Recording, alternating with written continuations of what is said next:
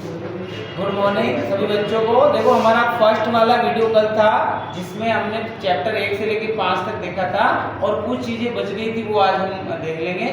और आज हमारा जो है सेकंड पार्ट है और इसमें हम 10वीं क्लास का जो जितना भी रिवीजन है वो हमारा आज पूरा हो जाएगा। इसमें आपको खास करके ध्यान रखना कि जो कल हमारी जो चीज़ें छूट गई थी उसमें देखिए कि एक यस डले पर क्या होता है, यानी जिंक की एक पतली परत चढ़ाई जाती है जहाज़ों के ऊपर जो पानी में रहते हैं ताकि उन पे जंग नहीं लगे। और ये यस डलेपन इतना अच्छा होता है कि वो परत जो हम चढ़ाते हैं जिंक की, वो जिंक की परत हट जाती है, उसके बावजूद उन लोहे के जहाज़ों के ऊपर जंग नहीं लगता। इतना प्रभावशाली ये जिंक परत होती है और ये कहलाता है यस डलेपन। वेरी वेरी मोस्ट इंपोर्टेंट है, आपको याद रखना है। दूसरा है मिश्रातु। एक मिश्रातु 100% एग्जाम में आएगी। मिश्रातु का मतलब मिश्र धातु, दो धातुओं को मिश्र करके एक नया धातु बनाया जाता है। जैसे पीतल है तो पीतल है जो कॉपर प्लस जिंक को मिला के बनाया गया, तांबा और जस्ते को मिला के। यहाँ पे जिंक का मतलब क्या है, जस्ता, और कॉपर का मतलब है यहाँ पे तांबा, ये ध्यान रखना। तो तांबे और जस्ते को मिला के पीतल बनाया जाता है, ये याद रखना आपको। और कांसे में क्या होगा, कॉपर प्लस टीन, ये क्या है, लेड है। क्या है ये, लेड। कॉपर प्लस लेड को मिलकर बनाया जाता है। और ये कांसा और पीतल हो गया, एक होता है शोल्डर, इसमें क्या मिलाया जाता है, lead plus tin. Lead plus tin, ये लेड है, देखो लिखा हुआ लेड प्लस टीन मिलाकर बनाया जाता है। तीनों याद रखने हैं। यहाँ पे जान रखिए शोल्डर का कहाँ उपयोग है, वेल्डिंग के अंदर। आप देखते हो वेल्डिंग वगैरह करते हैं, वेल्डिंग वाले ये मिक्सचर करके वो एक साथ में ताड़ी रखते हैं, वो उसके बाद वो फिर चलाते हैं। तो वो प्लस लेड प्लस टिन का मिक्सचर करके वो उसको गर्म करके हीट देके उसको वेल्डिंग कर देते हैं, ठीक है। और एक और अमलगम। अमलगम का मतलब क्या होता है, ये भी मिश्रातु ही है, लेकिन अंतर ये है कि यहाँ पे जैसे हम कॉपर जिंक ले रहे थे, एक इसमें पारा होगा, क्या होगा, यहाँ धातु की जगह कुछ भी लिख सकते हैं, इनमें से कुछ भी लिख सकते हैं। एक पारा होगा तो उसको हम अमलगम कहते हैं, एग्जाम में आए तो ये। अच्छा, गेन क्या होता है, तो जमीन के अंदर से जो पदार्थ निकाले जाते हैं, अगर वो अयस्क है यानी लाभप्रद है तो उसके अंदर से अशुद्धियां अलग करनी पड़ेगी। तो जो अशुद्धियां अलग की जाती है उसी को हम क्या कहते हैं, गेन कहते हैं। यानी जो जमीन से निकाले गए खनिज या अयस्क में से अशुद्धियों को शुद्ध करके अशुद्धियां जो बाहर निकाली जाती है उसको हम गेन कहते हैं। गेन का मतलब अशुद्धियां, ठीक है। तो ये भी अगर पूछ लेगा गेन क्या होता है तो बहुत सारे बच्चे गेन के बारे में लिख के आ जाएंगे, तो ये चीज नहीं होनी चाहिए। गेन का मतलब होता है जो अशुद्धियां है। दूसरी बात है तंत्रिका तंत्र। देखो तंत्रिका तंत्र क्या होता है, तो तंत्रिका तंत्र आपको मैं बता दूं कि हमारा याद रखना है कि जंतुओं में तंत्रिका तंत्र पाया जाता है और पादपों में तंत्रिका तंत्र नहीं होता। जंतुओं में क्या करता है तंत्रिका तंत्र, नियमन और समन्वय करता है। नियमन का मतलब जैसे मैं पेन चला रहा हूँ, ऐसे लिख रहा हूँ, मान लो जो भी काम कर रहा हूँ, वो कौन करवा रहा है, तंत्रिका तंत्र। क्योंकि यहाँ पर मैं समझ के जो ब्रेन के द्वारा मैसेज दिया जा रहा है और इस प्रकार से मैं मसल्स वगैरह सब काम कर रहे हैं, ये हमारे शरीर के अंदर तंत्रिका तंत्र पाया जाता है। पेड़ पौधों में तंत्रिका तंत्र नहीं पाया जाता, इसीलिए वो उनके अंदर इससे विशेष प्रकार का सिस्टम नहीं होते हैं। लेकिन वहाँ पे नियमन समन्वय कौन करता है, हार्मोन करते हैं। कौन करते हैं, हार्मोन। और हमारे अंदर कौन करता है, तंत्रिका तंत्र, ये याद रखना है। अच्छा, तंत्रिका तंत्र का चित्र आपको याद रखना है, सिंपल सा है। इस प्रकार से आपको चित्र अभी मैंने टेस्ट में भी दिया था ये, और ये इंपोर्टेंट भी है। इस प्रकार से आपको याद रखना है, ये सिंपल सा डायग्राम है इसका। और यहाँ पे इस प्रकार से ये ध्रुमिकाएं बना देनी है, ध्रुमिकाएं है, ठीक है।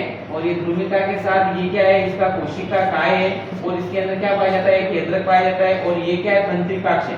मतलब ये एक बड़ा वाला भाग होता है उसको तंत्रिकाक्ष कहते हैं। मतलब इस भाग से कितने भाग निकलते हैं, दो, एक तो ध्रुमिका और दूसरा तंत्रिकाक्ष, है ना। ये क्या है, ध्रुमिका, ये क्या है, ध्रुमिका, ध्रुमिका है ना, ये ध्रुमिका है। और ये क्या है, ये जो बड़ा सा भाग दिखाई दे रहा है, ये तंत्रिकाक्ष है। मान लो कि इस कोशिका काय से दो भाग निकल रहे, तो ध्रुमिकाएं निकल रही है और दूसरा लंबा वाला भाग निकला जिसको क्या बोलते हैं, तंत्रिकाक्ष, ठीक है। ये तंत्रिकाक्ष, तंत्रिकाक्ष, बस ये याद रखना आपको। इसका डायग्राम आए तो तंत्रिकाक्ष, और यहाँ पे वापस इस प्रकार से दर्शा देना। और ये क्या है, तो माइलिन आछद है, ये माइलिन आछद। और ये रेविनी नोड वगैरह है, रिविनियल नोड होते हैं ना, नोड यानी पेरिया। अपन आम जैसे गन्ना खाते हैं तो गन्ने में पेरिया नहीं होती, गन्ने यहाँ से पेरी तोड़ दो तो वो पेरिया है, इसको हम नोड कह सकते हैं, संधि कह सकते हैं। क्या कह सकते हैं, हिंदी में संधि। तो ये डायग्राम में आपको याद रखना, एग्जाम में आता है। तंत्रिका तंत्र का नामक की चित्र बनाइए, ठीक है। उसके बाद बात कीजिए आप, देखो यहाँ पे तंत्रिका तंत्र के बाद ये चित्र हो गया, इसका वर्णन आपको करना आना चाहिए कि तंत्रिका तंत्र में कोशिका काय होता है और इसके ध्रुमिकाएं होती है और एक छोटी छोटी बात और इसके एक तंत्रिकाक्ष भी निकलता है, ठीक है। इसमें कोशिका काय होती है, केंद्रक होता है, बस। अच्छा, यहाँ पे ये इसमें तारक काय नहीं होता है, इसीलिए ये एक बार बन गई हमारे बॉडी में तो बन गई, फिर दोबारा नहीं बनती है। बस अगर ये डैमेज होगी तो आदमी को लकवा मार जाएगा, पैरालाइज हो जाएगा, फिर वो सही हो जाएगा। अगर यही वाली सही होगी तो हो जाएगा, वरना अगर ये पूरी तरह खत्म होगी तो फिर लकवा पूरी तरह मार जाएगा, वो व्यक्ति पड़ा रहेगा, ऐसा कुछ नहीं हो सकता। क्यों होता है ऐसा? क्योंकि तारक काय इसके अंदर नहीं पाया जाता है। तारक काय क्या करता है? कोशिका विभाजन कराता है, ठीक है। पादपों में तारक काय नहीं होता है, ये भी जान लेना। वहां पे प्रोटीन करवाते हैं, ये भी जान लेना। तो ये चित्र याद रखना है, वर्णन याद रखना है। अच्छा, प्रतिवर्ती क्रिया क्या होती है? अचानक होने वाली क्रियाओं को प्रतिवर्ती क्रिया कहते हैं। अच्छा, इसका नियंत्रण तो मस्तिष्क करता है, लेकिन प्रतिवर्ती क्रिया का नियंत्रण कौन करता है? मेरुरज्जु करता है। एग्जाम में आएगा प्रतिवर्ती क्रिया का नियंत्रण कौन करता है? मेरुरज्जु। तो ध्यान रखना है कि प्रतिवर्ती क्रिया का नियंत्रण मेरुरज्जु द्वारा किया जाता है।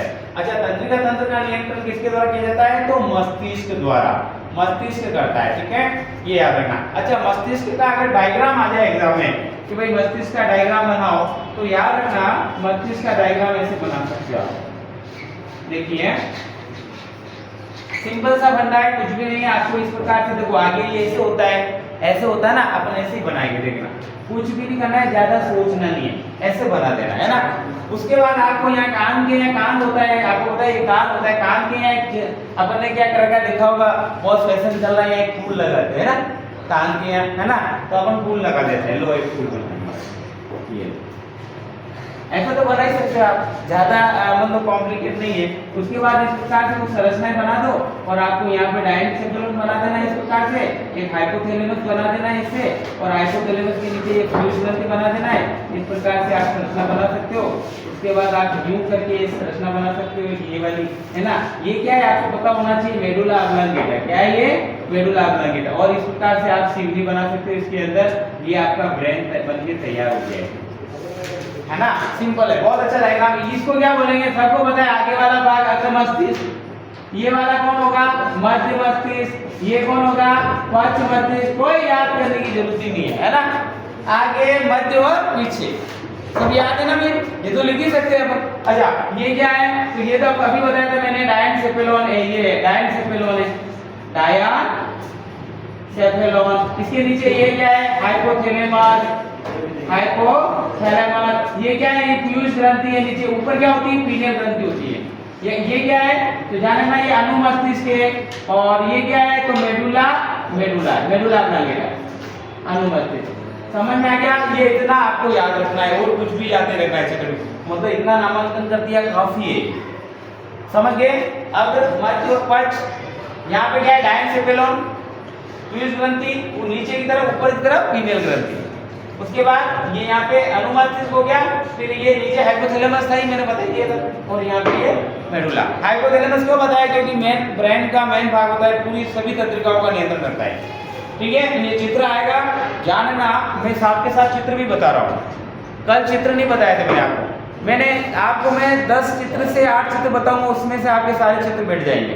2 चित्र आएंगे, नामांकित चित्र बनाइए ओनली, ऐसे आएगा 2 सिर्फ चित्र पूछेगा। तो मैं जो बता रहा हूँ वही चित्र आएंगे। जैसे मैंने पत्ती का चित्र बताया था कल, रंध्र का चित्र बताया कल, मैंने पाचन तंत्र का चित्र बताया कल आपको, मैंने आपको श्वसन तंत्र का चित्र बताया, मैंने आपको उत्सर्जन तंत्र का चित्र नहीं बताया था, तो वो भी इंपॉर्टेंट है, मैं बना के बता दूंगा। उसके बाद मैंने अभी तंत्रिका तंत्र का चित्र बना के बता दिया, और मस्तिष्क का चित्र बना के आपको बता दिया। नेक्स्ट देखिए, उसके बाद और क्या आ सकता है इसके अंदर, देखिए उसके बाद ये चित्र हो गया। इसके कार्य याद रखने खास करके कि भाई अगले वाला भाग है तो ये क्या काम करता है, तो सोचना, समझना। अरे सोच, थोड़ा सोच, ऐसे करते हैं ना अपन, थोड़ा सोच ले, ऐसे करते हैं, मतलब सोचने का काम आगे वाला भाग करता है। ये याद करने के तरीके हैं, आप ऐसे कर रहे हो मतलब क्या है, सोचने का काम। अरे सोच, ये आगे वाला भाग अग्र मस्तिष्क, सोच, थोड़ा सोच, मतलब सोचने का काम कौन करता है? अग्र मस्तिष्क। सोचना, सूंघना, सुनना, देखना, ये सब सोचना, मतलब यहाँ पे सोचने संबंधित कार्य होता है, सुनना, सूंघना, देखना, ये सब कौन करता है? अग्र मस्तिष्क। यहाँ पे भूख से संबंधित केंद्र होते हैं, मतलब आपका पेट भरा हुआ है या खाली, ये कौन निश्चित करता है? यही तो करता है अग्र मस्तिष्क। ठीक है। अच्छा, इसमें सबसे बड़ा भाग कौन होता है अग्र मस्तिष्क में? पूरा मस्तिष्क। कौन होता है? पूरा मस्तिष्क। अगर पूछ ले एग्जाम में कि हमारे मस्तिष्क का सबसे बड़ा भाग, तो पूरा मस्तिष्क होता है। तो वो पूरा मस्तिष्क नहीं सोचना नहीं सब काम करता है। मतलब याददाश्त भी इसी के अंदर आएगा। याददाश्त, ये भी ध्यान रखना। याददाश्त, सोचना, सुनना, देखना, बुद्ध से संबंधित केंद्र, ये सब यहाँ पे होते हैं। अच्छा, उसके बाद हम बात करते हैं मेडुला की। मैं देखो डायरेक्ट बता रहा हूँ, मध्य मस्तिष्क ना बता, आप किताब में और भी पढ़ सकते हो, लेकिन मैं इंपॉर्टेंट बता रहा हूँ। मेडुला क्या है? ये मेडुला देखो, ये लिखा हुआ है, लंबा सा भाग लिख रहा है, मेडुला है। ठीक है। क्या काम करता है इसमें? देखो मेडुला अपना नेता के द्वारा उल्टी, आपको उल्टी आ रही है, मतलब अनिच्छिक क्रिया आपकी इच्छा से थोड़ी आ रही है, तो अनिच्छिक क्रिया में लिख दिया आगे। उल्टी है, रक्तदाब है, आपके शरीर में ब्लड प्रेशर चल रहा है, हाई ब्लड प्रेशर, लो, ये सब यही करता है। लो न बढ़ाना, ब्लड प्रेशर कम करना, ये सब इसी के द्वारा होता है। अच्छा, लार आना, मुंह में लार आ रही है, आपकी इच्छा नहीं है तो भी लार आ जाएगी। अब मतलब इच्छा कुछ नहीं होती, लार तो आएगी मुंह में। ठीक है। तो ये भी अनिच्छिक क्रिया है। यहाँ पे जाने का ये सब मेडुला द्वारा निर्धारित होता है। उसके बाद देखिए अनुमस्तिष्क। अनुमस्तिष्क क्या काम करता है? पेंसिल से लिखना। अपन जैसे मैं पेन से लिख रहा हूँ, बिना बैलेंस के नहीं लिख पाऊंगा, तो ये कौन करता है? अनुमस्तिष्क। एक शराबी व्यक्ति में अनुमस्तिष्क का संतुलन बिगड़ जाता है, इसीलिए शराबी चल ही नहीं पाएगा, ऐसे करेगा, है ना। तो ध्यान रखना, पेंसिल से लिखना, साइकिल चलाना, संतुलन बनाना शरीर का, ये सब चीजें इसी के द्वारा, अनुमस्तिष्क के द्वारा होती है। ध्यान रखना। तो मेडुला, अनुमस्तिष्क, अग्र मस्तिष्क, तीन चीज बता दी मैंने, और इसी के अंदर ध्यान रखना चाहो तो प्रमस्तिष्क याद रखिएगा। अच्छा, यहाँ पे अनुमस्तिष्क में ये भी आ सकता है कि एक शराबी व्यक्ति में मस्तिष्क का कौन सा भाग प्रभावित होता है? अनुमस्तिष्क। ये भी पूछ सकता है, तो आपको याद रखना है। उसके बाद जानना है कि भाई देखो जंतुओं में समन्वय नियमन कैसे होता है, मैंने बता दिया, तंत्रिका तंत्र द्वारा होता है, मस्तिष्क द्वारा होता है। लेकिन पादपों में समन्वय का काम कौन करता है? तो हार्मोन करते हैं। कौन करते हैं? हार्मोन। ये भी आपको याद रखना है। उसके बाद देखिए, जैसे मान लो पादपों में कौन कौन से हार्मोन होते हैं? तो ऑक्सीन, है ना, वृद्धि करवाता है। माली अपने बाग में ऊपर वाली पत्तियां काट देता है, क्योंकि पौधे के ऊपरी भाग में ऑक्सीन पाया जाता है। क्या पाया जाता है? ऑक्सीन। तो ऊपर वाला भाग हटा देगा तो वो क्या, वो डाली वृद्धि करेगी? नहीं करेगी। फिर साइड से एक और ब्रांच निकलेगी, फिर उसको भी काट देगा, फिर उसके और ब्रांच निकलेगी। इस प्रकार से आपने देखा होगा कि एक बहुत शानदार उसका शेप आ जाता है। तो क्यों? क्योंकि ऑक्सीन हार्मोन वृद्धि हार्मोन पादपों में। लेकिन जंतुओं में वृद्धि हार्मोन कौन है? ये वृद्धि हार्मोन अलग है, जो बीज वृद्धि से संबंधित है। जंतुओं में वृद्धि हार्मोन अलग है, तो यहाँ पे वृद्धि करवाता है, ऑक्सीन होता है। यहाँ पे क्या होता है? हार्मोन ऑक्सीन, ध्यान रखना। और इसके अलावा पादपों में लंबाई कौन बढ़ाता है? तो जिब्रेलिन। कौन बढ़ाता है? Gibberellin hormone. ये नहीं पूछे, लेकिन ऐसे याद रखना, मैं एक एक लाइन में बता रहा हूँ। जैसे ऑक्सीन हार्मोन है, ऑक्सीन, ये ऑक्सीन हार्मोन क्या करता है? ध्यान रखना, पादपों में वृद्धि। अच्छा, एक और है जिब्रेलिन क्या काम करता है? बहुत सारे काम है इनके, लेकिन एंटिक काम होता है। मेरा काम क्या है? साइंस पढ़ाना, लेकिन मुझे साहब कुछ भी बोलेंगे मुझे करना पड़ेगा। तो मेन काम याद रखना है, एग्जाम में मेन काम पूछा जाता है, सारे नहीं पूछे जाते। तो जिब्रेलिन क्या करता है? पादपों में लंबाई बढ़ाता है, लंबाई बढ़ाना। अच्छा, एक और होता है साइटोकाइनिन। ये क्या करता है? कोशिका विभाजन करवाता है, मतलब पत्तियों की चौड़ाई वगैरह। आपको ये जो मैं लिख रहा हूँ ये याद रखना, कोशिका विभाजन करवाता है, पादपों में लंबाई बढ़ाता है, पादपों में वृद्धि करवाता है। प्लीज आप इसको ना बजाय। Cytokinin, gibberellin, oxygen. एक और होता है हार्मोन यहाँ पे, एब्सिसिकम, ABA। ये जो काम कर रहे हैं सब प्रेरित कर रहे हैं, वो रोकने का काम करता है। क्या करता है? हर काम को रोकने का काम। आपको रिपीटेशन नहीं करना है, आपको सिर्फ सुनना है। तो यहाँ पे ABA, एब्सिसिक एसिड, ये क्या करता है? मोचक हार्मोन, मतलब जो भी काम है उसको रोकने का काम करता है। और एक और हार्मोन है इथाइलिन, गैसीय हार्मोन है इथाइलिन, और फल परिपक्व हार्मोन भी कहते हैं उसको। फलों को पकाने में वगैरह में डाला जाता है, फूल के में। इथाइलिन ये गैसीय हार्मोन है, ये भी आपको जानना है। और क्या है? फल परिपक्व। तो हार्मोन के बारे में ये इतना सारा याद रखो, ये काफी है। अच्छा, हार्मोन में क्या रखना है? ये छुई मुई की गति पूछी जाती है एग्जाम में, कि छुई मुई की गति क्यों होती है? तो यहाँ पे जो होती है कि छुई मुई को जब हम छूते हैं तो क्या होता है कि उसकी पत्तियों में जो जीव द्रव्य है वो उसके व्रंत में चला जाता है, पत्ती के व्रंत में चला जाएगा। क्यों? क्योंकि इलेक्ट्रस कोशिका के कारण ऐसा होता है और वो पत्ती अपने आप ऐसे हो जाएगी, फिर धीरे धीरे चित्र आगे जाएगा, फिर खुल जाएगी। तो इसलिए तो ये कंपन के कारण होता है। किसके कारण होता है? हम जब किसी को छूते हैं तो कंपन के कारण ऐसा होता है। कंपानुकुंचन गति करती है। तो कभी आ जाए स्पर्शानुकुंचन गति, तो स्पर्शानुकुंचन अगर हो ऑप्शन में ना कंपानुकुंचन भी हो तो राइट कंपानुकुंचन ही होगा। अगर वहाँ पे कंपानुकुंचन गति नाम दे ही नहीं रखा है, ओनली स्पर्शानुकुंचन ही दे रखा है, तो फिर इसमें स्पर्शानुकुंचन लगा सकते हो। बाकी एग्जैक्ट आंसर इसका कंपानुकुंचन गति है। कंपन के कारण ऐसा हो रहा है। पत्तियों को हम छूते हैं, उनमें कंपन होता है, इलेक्ट्रल कोशिकाओं में कंपन के कारण उस पत्ती का सारा जीव उसके व्रंत में चला जाता है और पत्तियों में कुछ रहता ही नहीं है, वो खाली हो जाती है, तो यूं छूट जाती है, फिर धीरे धीरे आगे बढ़ता है, फिर ऐसा हो जाएगी। तो ये कंपानुकुंचन गति है। जगदीश चंद्र बोस जेसिकोस ने स्पंदन मार्ग का सिद्धांत दिया था, उसके अंदर ये चीज स्पष्ट की थी। उसके बाद देखिए गुरुत्वानुवर्तन गति, पेड़ पौधों में जड़ों के द्वारा जो जमीन की ओर गति होती है वो गुरुत्वानुवर्ती का उदाहरण है। अच्छा, एक और होता है रसायनवर्ती गति का उदाहरण। तो रसायनवर्ती गति का उदाहरण इंपॉर्टेंट है, ध्यान रखना। रसायनवर्ती गति में क्या होता है? देखिए रसायनवर्ती गति में क्या होता है, जैसे मान लो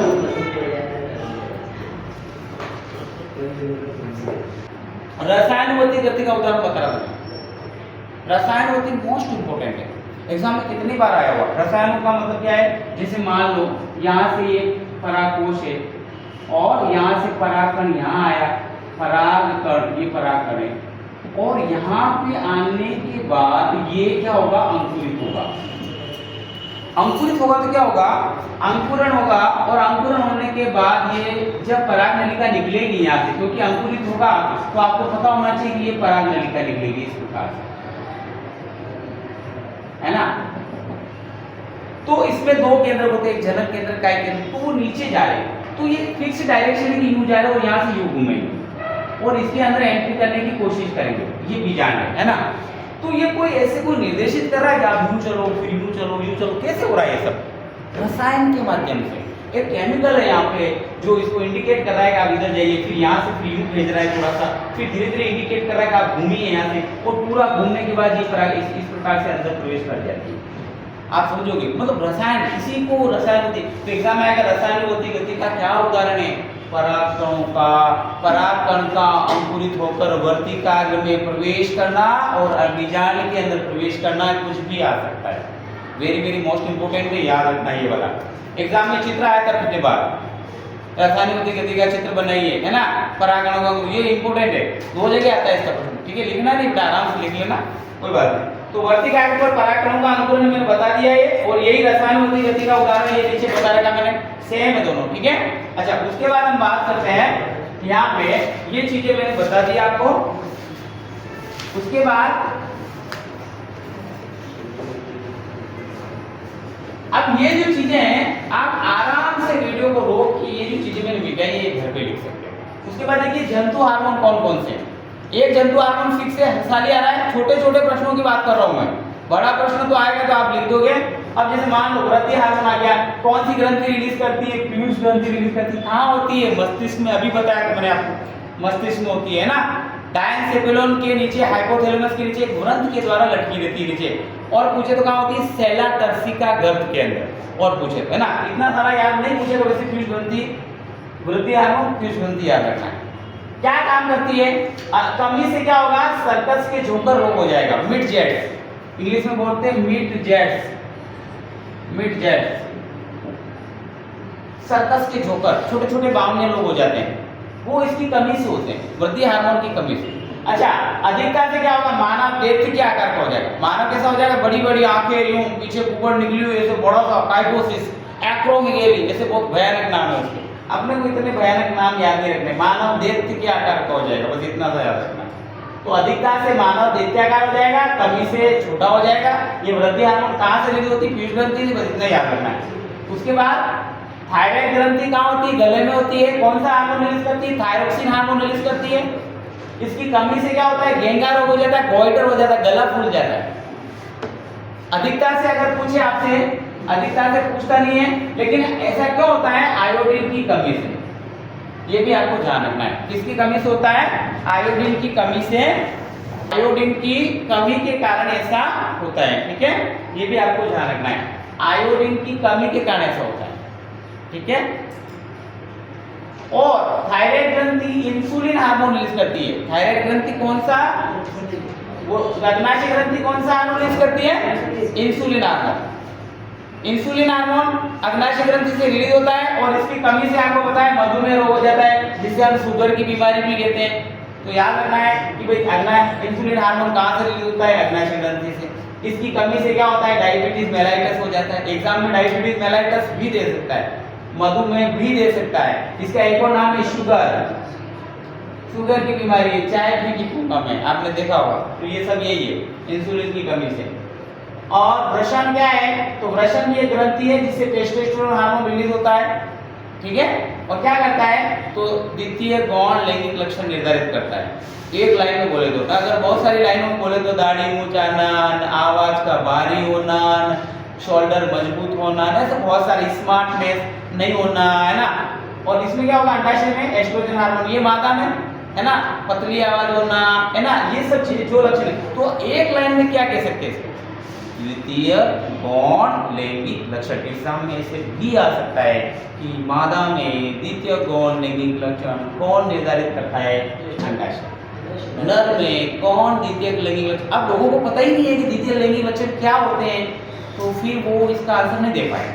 इसलिए मैं दोनों चीजें बता रहा हूँ, द्वितीय गौण लैंगिक लक्षण में क्या आता है, प्लस दाढ़ी मूंछ वगैरह, ये उसके अंदर सब चीजें आती हैं।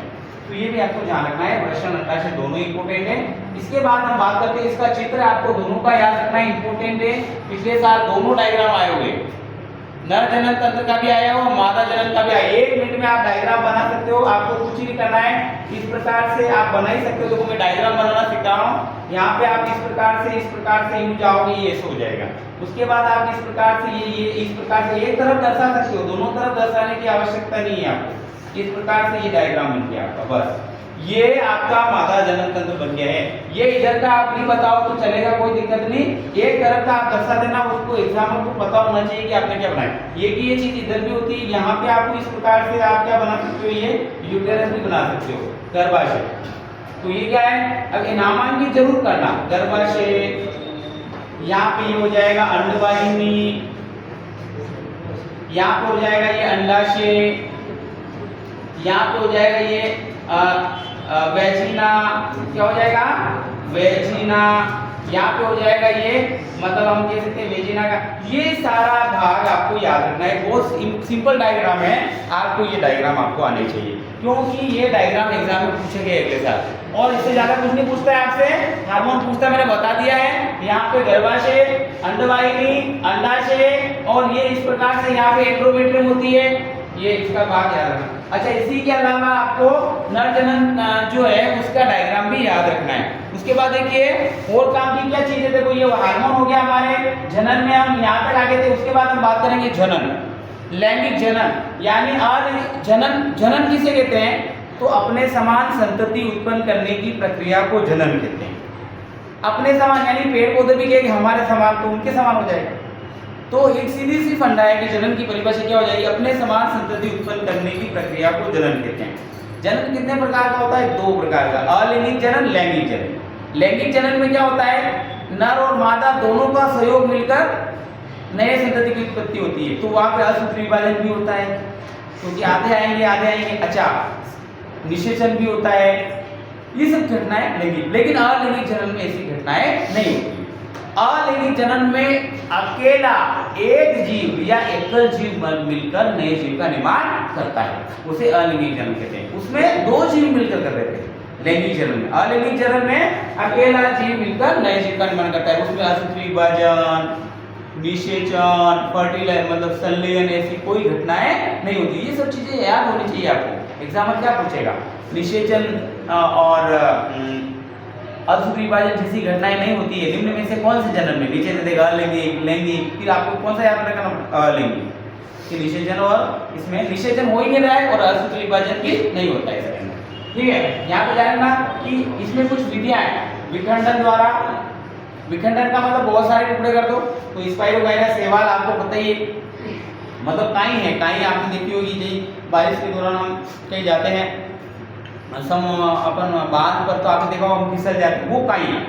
अगर उस काई के हम 1000 टुकड़े भी कर दें, जरा सा टुकड़ा कहीं पानी में डाल दे तो वो वापस फैल जाएगा, वापस काई फैला देगा। क्या है ये? विखंडन, यानी स्पाइरोगेरा, शैवाल। एक जरा सा टुकड़ा भी आपने कहीं डाला उसका ले जाके तो वो वापस फैल जाएगा। तो ये अलिंगिक जनन है। क्या है? अलिंगिक। अच्छा, ये बहुविखंडन, ये किसमें होता है? स्पोरोजोआ प्लाज्मोडियम में। ये ऐसा होता है स्पोरोजोआ प्लाज्मोडियम में बहुत सारे स्पोर्स होते हैं। आपके अंदर जो मलेरिया रोग उत्पन्न करता है, आपको पता नहीं है, ये ऐसा स्पोर आपकी बॉडी के अंदर एंटर करता है और ये बॉडी में जाएगा और वो मच्छर जब आपको काटेगा, मच्छर काटेगा तो ये स्पोरोजोआ, ये स्पोरोजोआ जो है आपकी बॉडी में एंटर कर देता है। कौन? मादा एनाफिलिस मच्छर आपकी बॉडी में जाएगा, वो रक्त के माध्यम से आके आरबीसी में चला जाएगा, आरबीसी में जाके ये टूट जाएगा। क्या हो जाएगा? इसका बहुविखंडन हो जाएगा। बहुविखंडन होगा तो ये सब बाहर निकल जाएंगे और बाहर निकल जाएंगे तो ये सब वापस आपके शरीर में विष का काम करेंगे। तो आपको कब कब ये ठंड लग के बहुत तेज बुखार आएगा, समझ रहे हैं? तेज 3 दिन के बाद एक बहुत तेज बुखार आएगा, आपको 2 दिन रजाइयां ओढ़नी पड़ेगी। तो ये क्यों होता है? क्योंकि इसको विखंडन में सब अंदर एक गया था, कितने सारे अंदर जाके स्पॉट छोड़ देता है वो। तो ये जाने का बहुविखंडन किसमें होता है? प्लाज्मोडियम, स्पोरोजोआ, हमारे अंदर मलेरिया रोग होता है, ये इसी मेथड से होता है। द्विविखंडन किसमें होगा? लिस्मानिया और अमीबा। अमीबा के अंदर ध्यान रखना, द्विविखंडन किसमें होता है?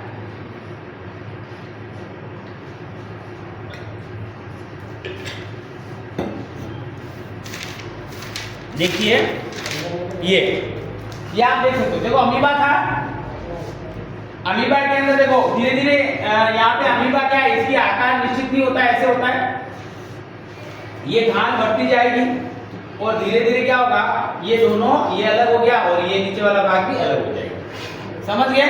ये खाल बढ़ती जाएगी यहाँ पे और धीरे धीरे एक अमीबा से 2 अमीबा बन जाएगी। देखो ये बन गई, ठीक है? ये क्या होता है लिस्मानिया के अंदर। एग्जाम में क्या पूछा जाएगा? पूछा जाएगा द्विविखंडन के द्वारा किन जीवों में अलैंगिक जनन होता है, किन्हीं 2 के उदाहरण लिखिए। एक तो अमीबा हो जाएगा, एक क्या हो जाएगा? लिस्मानिया। यही दे रखा है किताब में। किताब से बाहर एक शब्द भी नहीं पढ़ना है आपको, क्योंकि इसके बाद आएगा भी, ये याद रखना। मैं किताब के अंदर ही जो है वही बता रहा हूँ, याद रखना। बहुविखंडन हो गया, लिस्मानिया हो गया। मुकुलन, मुकुलन किसमें होता है? मुकुलन का मतलब ये हाइड्रा के अंदर कि इसके शरीर में एक जरा सी गठान उभर आती है और ये मुकुल धीरे धीरे बढ़ जाता है। धीरे जैसे कोई हमारा फोड़ा फुंसी हो गया, ऐसे बढ़ गया, जैसे हाइड्रा के अंदर मुकुलन और ईस्ट के अंदर होता है। तो एग्जाम में पूछना कि मुकुलन विधि द्वारा किसमें आ जाएंगे? हाइड्रा व ईस्ट के अंदर। और धीरे धीरे ये बड़ा हो जाएगा, फिर यहाँ से अलग हो जाएगा और फिर नया हाइड्रा बन जाएगा। ईस्ट में भी यही होता है। ईस्ट का मतलब एक कवक है, सैक्रोमाइसिस सेरियोसिस। उसके बाद देखिए एक और दे रखा है पुनरुद्भवन द्वारा। पुनरुद्भवन स्पेशली किसमें होता है? प्लेनेरिया में। पुनरुद्भवन तो हमारे अंदर भी होता है, पुनरुद्भवन तो छिपकली में भी होता है। उसकी पूंछ को काट दो आप, धीरे धीरे वो पूंछ हिलती रहेगी, आपने देखा होगा। और जो पूंछड़ी काटी है उसकी, उस पूंछ के वहाँ नई पूंछ आ जाएगी थोड़े दिन बाद, क्योंकि उसमें रीजनरेशन हो रहा है, पुनरुद्भवन बोलते हैं। इसी प्रकार आपकी किताब में दे रखा है प्लेनेरिया। प्लेनेरिया के आप 3 टुकड़े कर दो, सिर का अलग, धड़ का अलग और नीचे वाला का अलग। तीनों टुकड़े अलग अलग डाल दो, तीनों टुकड़े से वापस प्लेनेरिया बन जाएगा। आपकी किताब में समझा रखा है ये बहुत शानदार तरीके से, देखो यहाँ पे आप देख सकते हो। अच्छा, हमारे शरीर में कहाँ होता है रीजनरेशन? ध्यान रखना, हमारे पूरे शरीर में कहाँ होता है? ओनली लीवर के अंदर। अगर हमारा लीवर खराब हो जाता है तो डॉक्टर क्या करेगा? लीवर को बाहर निकालेगा और जो खराब भाग है उसको कैंची से काट देगा। काट के, ये बहुत कॉस्टली और बहुत महंगे ऑपरेशन होते हैं, आसानी से यहाँ नहीं हो सकते हैं। तो अच्छा वाला लीवर निकाल लेगा। मान लो आपका जैसे ये लीवर है, इस प्रकार से ये लीवर है आपका, है ना? ये लीवर है, तो यहाँ पे जैसे मान लो इतना सा भाग बचा है इसका और ये पूरा खराब हो गया, तो डॉक्टर काट देगा और इस छोटे से भाग को क्या करेगा? संवर्धन माध्यम में लेगा, एमएस मीडियम के माध्यम से इसको पोषण देगा और धीरे धीरे इसको डेवलप करवाएगा। कल्चर विधि द्वारा, बायोटेक्नोलॉजी, जेनेटिक इंजीनियरिंग, है ना, जैव प्रौद्योगिकी के द्वारा इस लीवर को पूरा एज इट इज बना देगा। कहाँ पे? लैब के अंदर। और एकदम हेल्थी देखो, थोड़ा सा भाग, ये रीजनरेशन की इसमें पाई जाता है, इसीलिए तो हम ऐसा कर पा रहे हैं लीवर के अंदर। और इसको व्यवस्थित बन जाएगा। उसके बाद हम उस व्यक्ति को जो वेंटिलेशन पे था उसको हमने बाहर से सुविधाएं दे रखी थी, जो लीवर का काम था मशीनों से करवा रहे थे, फिर उसमें डाल देंगे हम उसके शरीर में और फिर हमारे बॉडी में अच्छे से काम करेगा। ये बहुत कम होता है ऐसा, और मैंने बताया। तो ये लीवर हमारे शरीर में भी ऐसा अंग है जो रीजनरेशन का गुण पाया जाता है। कौन है? ये लीवर, यकृत। हमारे शरीर की सबसे बड़ी कोशिका, बड़ी ग्रंथि कौन सी है? ये लीवर, यकृत, हमारे शरीर की सबसे बड़ी ग्रंथि। अगर पूछे हमारे शरीर की सबसे बड़ी अंतःस्रावी ग्रंथि कौन सी, तो फिर थायराइड हो जाएगा। अंतःस्रावी आएगा तो थायराइड, अगर सिर्फ ग्रंथि पूछेगा तो फिर क्या हो जाएगा? यकृत। ये भी याद रखिए, जीके का प्रश्न है। उसके बाद देखिए कायिक प्रवर्धन द्वारा जनन। कायिक प्रवर्धन किसमें होता है? आपको पता है कायिक यानी बॉडी, हमारी काय का मतलब बॉडी, यानी पार्टों की बात करें तो पार्टों की बॉडी। तो पार्टों बॉडी में कितने भाग होते हैं? 3 ही भाग होते हैं, पत्ती, तना व जड़। आपने देखा होगा शकरकंद आप जड़े ले जाके लगाते हो। शकरकंद आपने देखा होगा स्वीट पोटैटो या शकरकंद, और ये क्या है? जड़ द्वारा हम लगा देते हैं और जड़े काट के फिर वापस नया बन जाता है ना? तो इसमें हम शकरकंद। अच्छा, तने द्वारा किसमें होता है? तो आलू, अदरक, हल्दी, है ना? आलू, अदरक व हल्दी के बाद और भी है, जैसे पुदीना के बाद है जैसे कि स्ट्रॉबेरी के बाद है लहसुन, प्याज। ये इन सभी के अंदर तने द्वारा कायिक प्रवर्धन। लहसुन प्याज क्या है? तना है। हल्दी क्या है? तना है। हल्दी की जो गठिया आती है वो तना ही है। अच्छा, अदरक क्या है? अदरक जो आप लगाते हो वो अदरक घर पे चाय में डालते हो वो तना ही है। आलू भी तना है, आलू के जड़ें निकलती है, ऐसा आलू होता है उसके जड़ें निकलेगी ऐसा, और ऊपर है ना यहाँ पत्ती आएगी। तो आलू क्या था? तना था। तो ये तने के मॉडिफिकेशन के द्वारा होता है। स्ट्रॉबेरी है, लहसुन है, पुदीना है, ये सब ध्यान रखना। इसके अलावा आपको जान रखना पत्ती द्वारा कायिक प्रवर्धन, ये एग्जाम्पल आपको याद रखने होंगे। अच्छा, परिभाषा में क्या लिखोगे? यदि किसी पादप में पत्ती के पाक द्वारा नए पत्ती का निर्माण हो रहा है या नए पौधे का निर्माण हो रहा है, क्या लिख रहा है? उसे कायिक प्रवर्धन कह रहे हैं, यानी पत्ती द्वारा कायिक प्रवर्धन हो रहा है ना? यदि किसी पादप में तने के द्वारा अलैंगिक जनन की विधि के द्वारा, ऐसे भी लिख सकते हो, नए पादप का निर्माण हो रहा है तो उसको क्या बोलते हैं? तने द्वारा कायिक प्रवर्धन। पत्ती द्वारा किसमें होता है? पत्तर चट्टा में। किसमें होता है? पत्तर चट्टा में। यार ना, ऐसी पत्ती होती है और पत्ती के अंदर यहाँ किनारों पे क्या होते हैं? पत्रकलिकाएं होती है। क्या होती है? किनारों पर पत्रकलिकाएं होती है, और इनसे क्या निकल जाती है? झड़ी निकल आती है, फिर नया पत्तर चट्टा बन जाता है। आपको याद रखना, ठीक है? तो ये आपकी किताब में सब दे रखे हैं। ये देखो पत्तर चट्टा का तो बहुत शानदार दे रखा है, पत्ती द्वारा कायिक प्रवर्धन। अच्छा, एक लास्ट है बीजाणु समागम।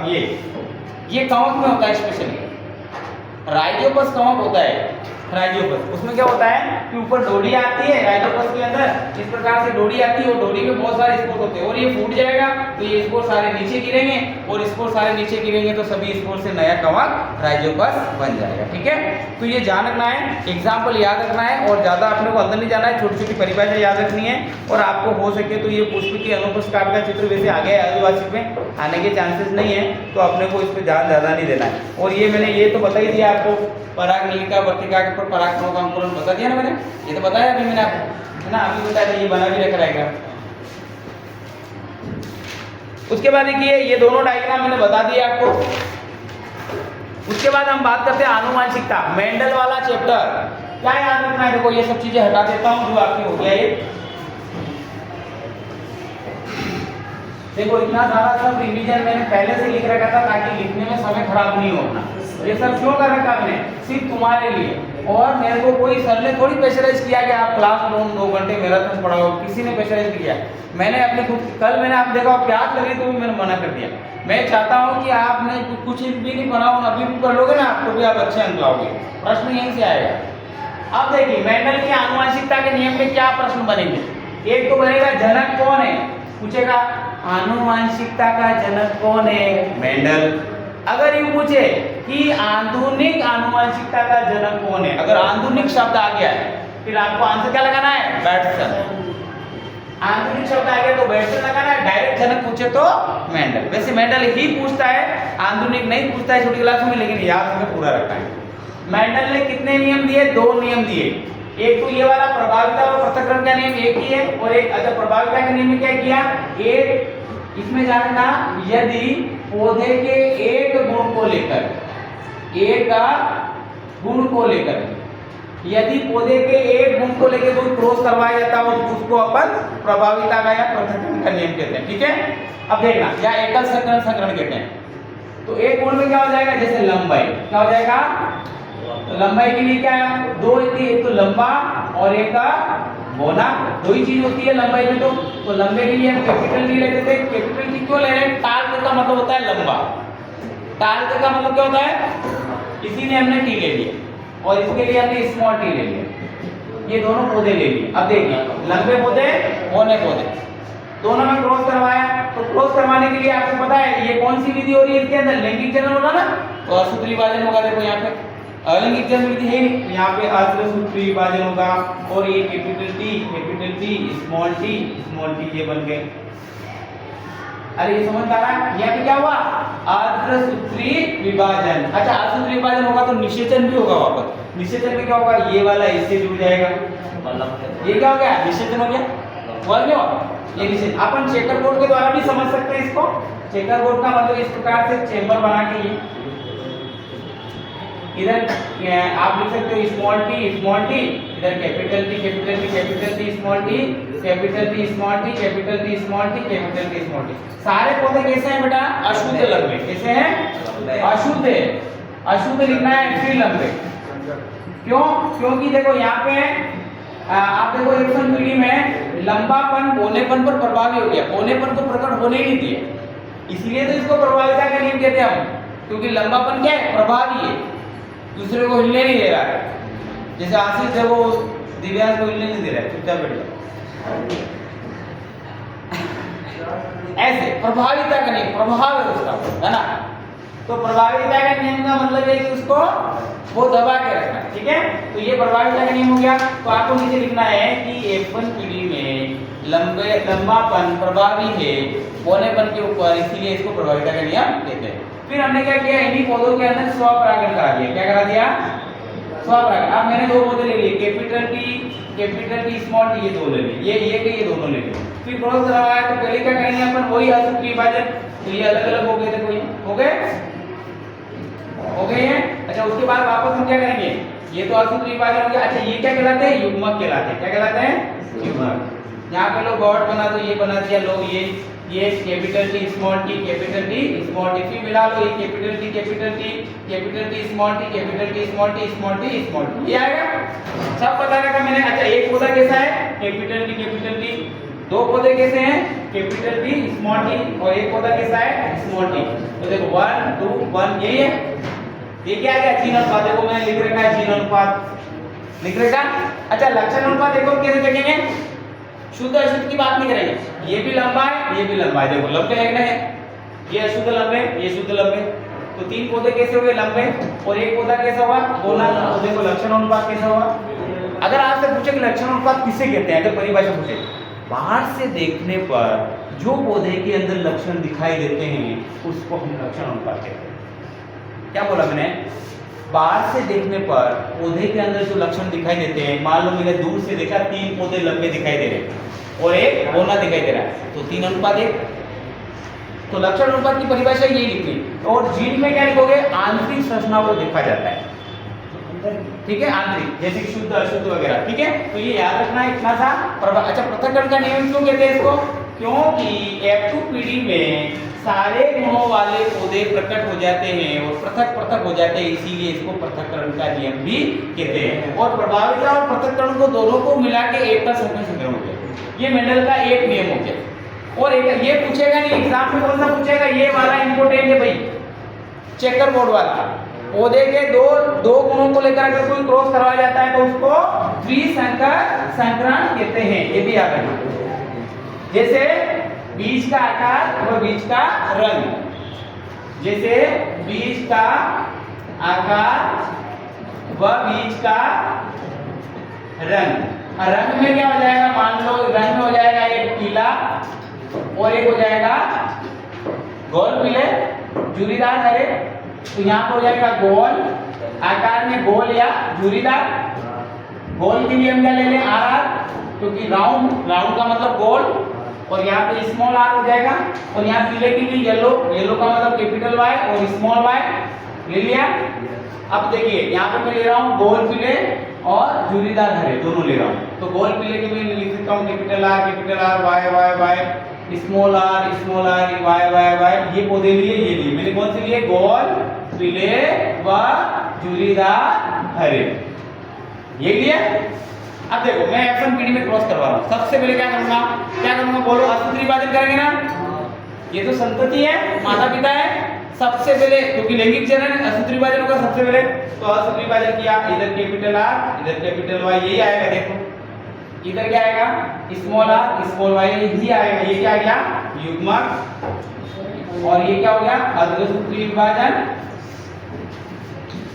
अब देखिए यहाँ पे क्या होगा, अगर इन दोनों का वापस निषेचन होगा, क्या होगा, निषेचन यानी संलयन, तो दोनों जुड़ जाएंगे, capital R capital Y small Y, ये आ गया। ये अपन पीढ़ी आ गई आपकी, आगे ना। इसमें अंदर देखो आप, ये गोल है और ये पीला है, लेकिन अशुद्ध है क्योंकि स्मॉल आर स्मॉल वाई पे आ रहा है। तो यहाँ पे क्या लिखना है, सभी पौधे अशुद्ध गोल पीले, बराबर। वही वापस स्वपरागण कराएंगे। इसमें क्या कराएंगे, स्वपरागण। और स्वपरागण में क्या होगा, हमें चेकर बोर्ड बनाना पड़ेगा। क्या बनाना पड़ेगा, चेकर बोर्ड बनाना पड़ेगा। देखिए अब देखो यहाँ पे आके फिर हम क्या लेते हैं, यही वाला पौधा इधर ले लें और यही वाला इधर ले लें। अब देखिए इसमें और इसमें क्या करेंगे, युग्मक बनाएंगे। चलो युग्मक बनाते हैं, इस आर का इसके साथ करवाते हैं, इसका इसके साथ करवाते हैं। देखो आर के साथ वाई का करवाया, फिर आर का इस स्मॉल वाई के साथ, फिर इसका इसके साथ और इसके साथ, small R capital Y small Y, ये हो गया। 4 युग्मक बन गए। कितने युग्मक बन गए, 4। अच्छा ये भी ऐसा कैसा है, तो 4 युग्मक ऐसे ही बनेंगे इसमें भी। भाई इसमें कोई डिफरेंस है क्या, नहीं है ना। तो ये ऐसे कैसे बनेंगे चारों। अब 4 इधर बन जाएंगे, 4 इधर बन जाएंगे। फिर चारों को कैसे लिखना है, देखो आपको कुछ नहीं करना है, 4 लाइनें ऐसी खींचनी है। ये हो गया, इस प्रकार से लाइन लिख देनी, मिला लेना है। ये हो गया 1 2 3 4। फिर इसी प्रकार से 1, फिर 2, फिर 3। प्लीज बात नहीं करें, थोड़ी देर।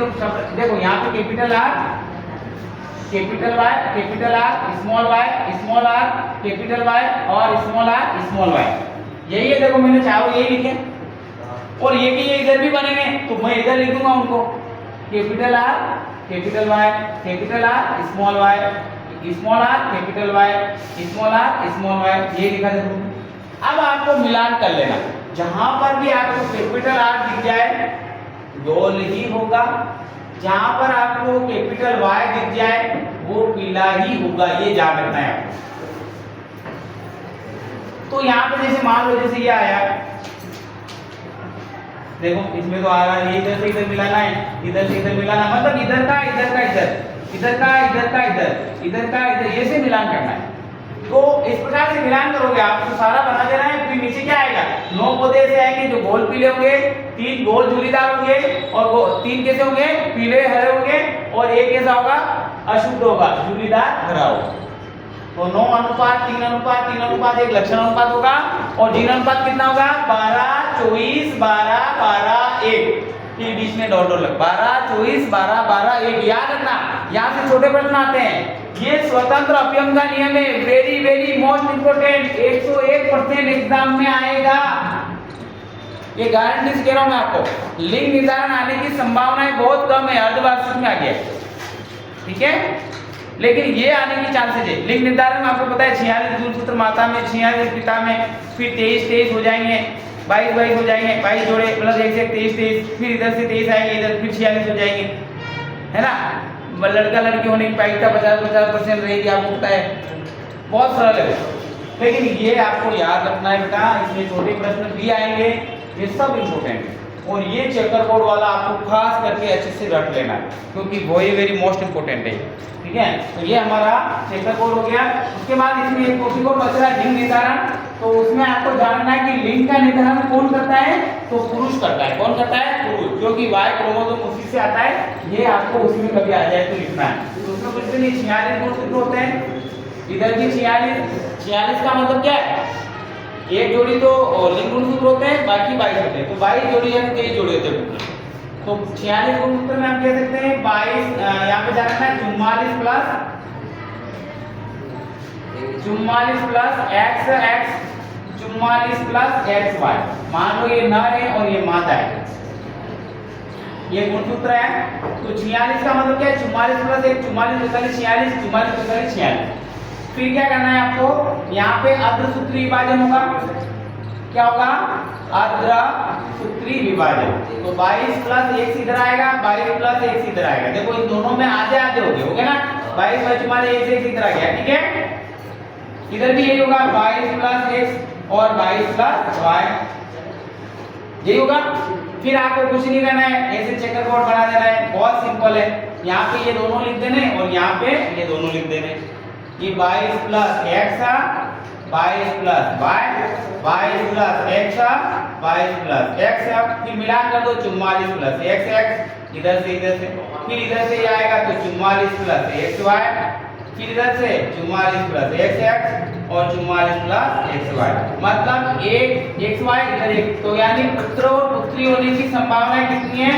पुत्र या पुत्री की 50-50%, 50-50, दो पुत्र या दो पुत्रियां, ठीक है, समझ गए। अच्छा यहाँ पे लड़का लड़की के लिए, पुत्र के लिए कौन जिम्मेदार है? ये Y क्रोमोसोम, जो कहां से आ रहा है? नर से आ रहा है। कहां से आ रहा है?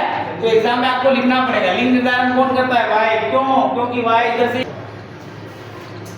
परावर्तन के अंदर क्या पढ़ना है? देखो आपको सिंपल सीधा सा फंडा बता दूं कि परावर्तन में तो आपको परिभाषाएं पढ़नी है, परिभाषाएं सब पढ़ लेनी, जैसे फोकस दूरी क्या है, मुख्य अक्ष क्या है ना, मतलब ध्रुव क्या होता है। तो जो एक जिस कांच के भाग से जो लेंस काटा गया है, ये क्या है? वृत्ता केंद्र है। वृत्ता केंद्र का आधार क्या होता है? फोकस दूरी होता है, ये C और ये F। जिस कांच के गोले से लेंस या दर्पण काटा गया है, उसके जो सेंटर होता है वो वृत्ता केंद्र होता है, और वृत्ता केंद्र का आधा फोकस दूरी होती है। मान लो ये मैंने बाहर निकाल दी, ये से मैं बोल रहा हूँ, ये आप वापस वीडियो में आप ध्रुव के वापस रिवीज करके देख सकते हैं ना। ये C हो जाएगा, ये F हो जाएगा, समझ में आ गया।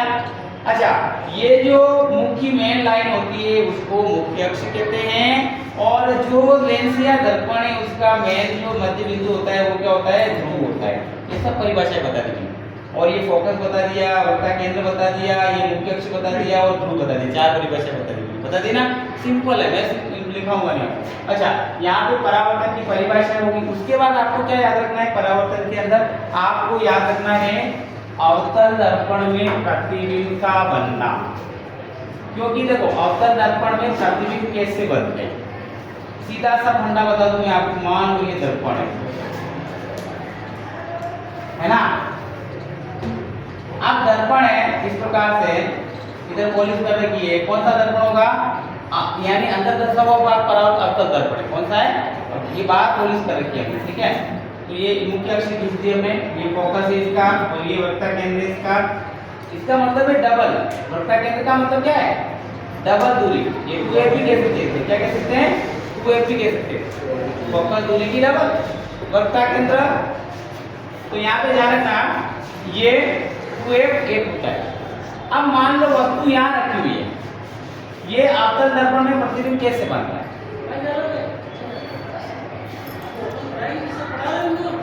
इनको नहीं लगेगी क्लास, ये इनका खत्म होने के बाद नहीं, नीचे नीचे बैठो,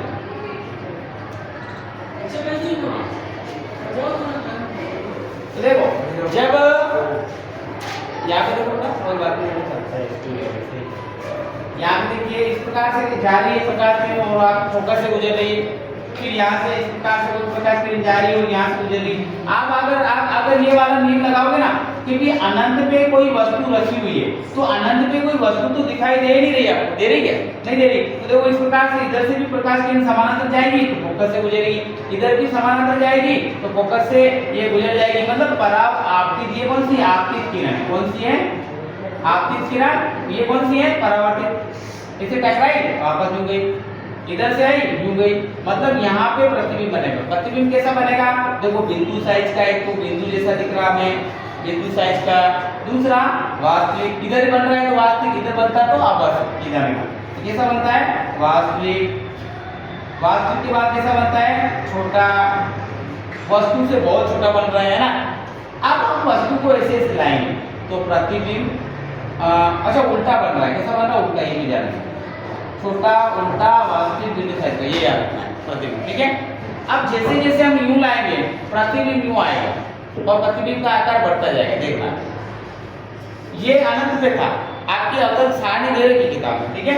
तो अब जैसे मैं वस्तु को कहाँ ले लूँ, यहाँ ले लूँ, सी से परे यहाँ ले लेता हूँ। देखिए यहाँ ले लिया तो एक वाला नियम तो ये लगेगा कि समानांतर आ रही है कोई मुख्य, यदि कोई प्रकाश किरण मुख्य अक्ष के समानांतर आती है तो परावर्तन के पश्चात फोकस से गुजरती है, ये पहला नियम हो गया। दूसरा यहाँ पे ध्यान रखना, दूसरा क्या होगा कि ये अगर कोई इस प्रकार से आपतित होती है फोकस पे तो इस प्रकार से उसी माध्यम में गुजर जाती है।